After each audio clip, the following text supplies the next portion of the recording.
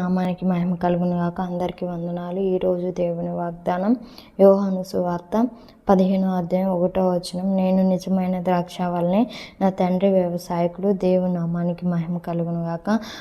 మన క్రీస్తు నిజమైన ద్రాక్షావల్లి, ఆ తండ్రి వ్యవసాయకుడు అనమాట. ఆయన మంచిగా మనల్ని మంచిగా ఫలింప చేసేవాడు అనమాట.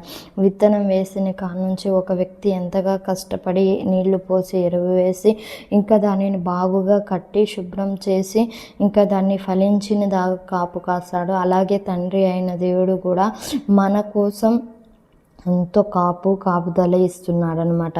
మనం కూడా బహుగా ఫలించాలనే ఆశ. ఎవడు నా యందు నిలిచి ఉంటాడో వాడు బహుగా ఫలించును అన్నమాట రీతిగా మనము క్రీస్తు యందు నిలిచి ఉంటేనే బహుగా ఫలిస్తాం. క్రీస్తు యందు నిలవని ప్రతి తీగను ఆయన ఏం చేస్తాడంటే తీసి అగ్నిలో కాల్చివేస్తానని దేవాది దేవుడు చెప్తున్నాడు. కానీ మనం అటు విధంగా ఉండగా యెహోవా యందు భయభక్తులు కలిగి యెహోవా మార్గంలో నడుచు బహుగా ఫలించాలి. మనం బహుగా ఫలించడం వల్ల మన తండ్రి మహిమ పరచబడతారు. మనం బహుగా ఫలించడం వల్ల మన దీవెన ఆశీర్వాదం అవుతుంది. అధిక మహిమ అధిక ఘనత అనేది కలుగుతుంది. కనుక మన జీవితంలో ప్రతి విషయంలో మనం దేవుని యందు భయం భక్తి కలిగి ఆయన మాట విని ఉండాలి. ఎప్పుడు నీకు ఎరువు కావాలో, ఎప్పుడు నీకు ఏది కావాలో అది దేవునికి తెలుసు కాబట్టి తగిన సమయంలో దేవుడిస్తాడు. కాబట్టి నువ్వు యెహోవా మార్గంలో అనుసరించి నడుచుకొని ఎడల దేవుడు నీ వల్ల గొప్ప కార్యాలు చేయబోతున్నాడు. అందుకోసమే మనం ఫలించి అభివృద్ధి చెంది తండ్రిని మహిమపరచాలి. అగ్నిలో పారవేసే వారిగా ఉండకూడదు.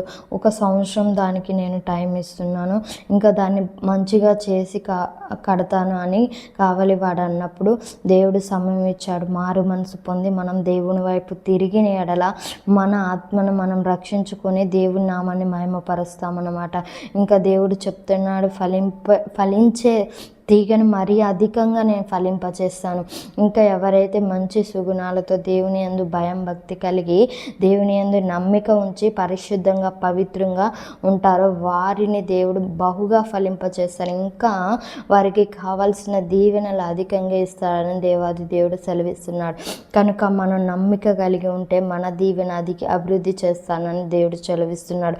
అందుకోసమే ఈ 15వ అధ్యాయంలో నేను పరిశుద్ధుని అన్న వాక్కు ఉంటుంది. కనుక మనం కూడా పరిశుద్ధులమై ఉండాలి. ఎప్పుడు పరిశుద్ధులమై ఉన్నప్పుడు మన జీవితం గొప్పగా దీవించబడుతుంది, గొప్పగా ఆశీర్వదించబడుతుంది. కనుక మనకు కావలసిన విధంగా మనం దేవుని నామాన్ని గణపరచాలన్నమాట. వ్యర్థులమై ఉండకుండా, అజ్ఞానులమై ఉండకుండా, బుద్ధిహీనులు భక్తిహీనులమై ఉండకుండా దేవుని నామాన్ని అనుసరిస్తూ దేవునికి ఇష్టమైన రీతిగా జీవిస్తూ దేవుని సంతోషపరుస్తున్నప్పుడు మనకు ఇహమందు పరమందు అధిక రేట్లో ఆశీర్వాదం కలుగుతుంది. కనుక యెహోవా మాట యందు నమ్మిక ఉంచాలి. మనం యెహోవా యందు భయభక్తులు కలిగి ఉండాలి. యెహోవాతో నమ్మిక కలిగి జీవించినప్పుడు దేవుడు మన జీవితంలో గొప్ప కార్యాలు చేస్తానని దేవాది దేవుడు సెలవిస్తున్నాడు. కనుక మనం నడుచు త్రోవలన్నీ యెహోవానికి సరిగానే చూసుకున్నప్పుడు మనం దీవించబడతాం. కనుక మనం ఫలించే తీగలం ఇంకా బహుగా ఫలించడం వల్ల మన తండ్రి మహిమపరచబడతారు. అన్ని విషయాల్లో మనం యెహోవా యందు నమ్మిక కలిగి ఉన్నప్పుడు దేవుడు ప్రతి కార్యాన్ని చేస్తాడనమాట.